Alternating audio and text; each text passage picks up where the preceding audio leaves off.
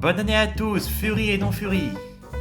2022 vient à peine de commencer, j'ai déjà l'impression qu'on est toujours en 2021 et que ça va être encore 2020 l'année prochaine.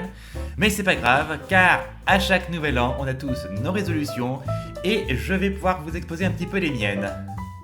Déjà pour faire un retour sur mes résolutions de 2021, il s'avère que je n'ai pas autant tenu mes objectifs que j'aurais voulu. J'ai effectivement commencé à parler d'animation sur Krita comme je voulais le faire. J'ai pas tant animé que ça et j'ai pas non plus particulièrement tant dessiné que ça. Ce qui ne veut pas dire que je n'ai pas été productif. Mais comme je l'ai dit, depuis fin juillet, début août, je suis passé à la distribution de colis, ce qui fait que j'ai moins de temps et d'énergie pour ça. Maintenant, je ne suis pas pressé de voir passer les prochaines fêtes du Nouvel An. Merci les gens qui se livrent des cadeaux. Mais maintenant que le plus dur est derrière moi, je vais essayer de reprendre un peu plus mes activités créatrices. Je reviendrai dans une prochaine vidéo pour parler un peu de la grosse nouveauté sur Krita 5.0. Pour l'instant, parlons de The projet que j'ai pour 2022.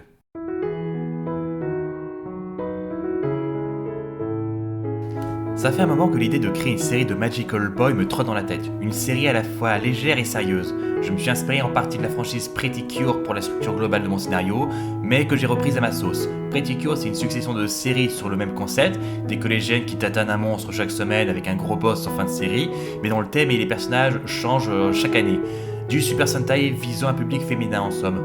Cette structure de base a servi au début du développement de Game Wilders, avec d'autres choses qui m'ont influencé depuis que j'ai commencé à travailler dessus en 2019.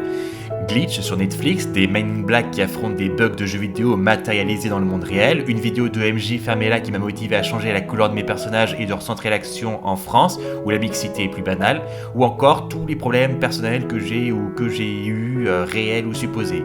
Pour ne pas me perdre, j'ai commencé à poser par écrit mon scénario avec la méthode du flocon de neige. Réadapté sauce BD.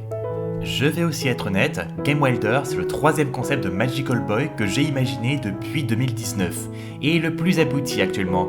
J'ai assez peu d'éléments visuels à proposer pour l'instant, 2021 étant l'année de ma perte de puissance avec la livraison de colis, mais j'ai du coup une année pour corriger le tir.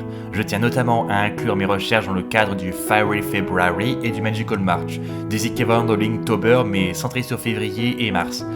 Après tout, j'ai des idées de décors pour le monde réel, d'autres pour le monde virtuel dans lequel les héros vont pénétrer par moments dans l'intrigue. L'autre principal problème que j'ai, ça va être la conception des forces antagonistes. Globalement, il y a la forme, une entité virale qui envoie ses lieutenants conquérir, contaminer le monde via des soldats virus, chacun de ces lieutenants étant inspiré de virus existants, ce qui aide à définir leur personnalité. Mais je trouve qu'il manque un lien, un fond concret en somme.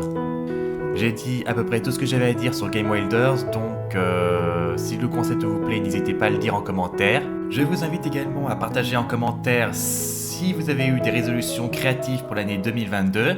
N'hésitez pas non plus à mettre le petit pouce bleu en l'air du bonheur, à suivre la chaîne, à partager la vidéo sur les réseaux sociaux, à me suivre sur Twitter ou Heartfall. Et moi je vous dis à bientôt pour une prochaine vidéo. D'ici là, portez-vous bien.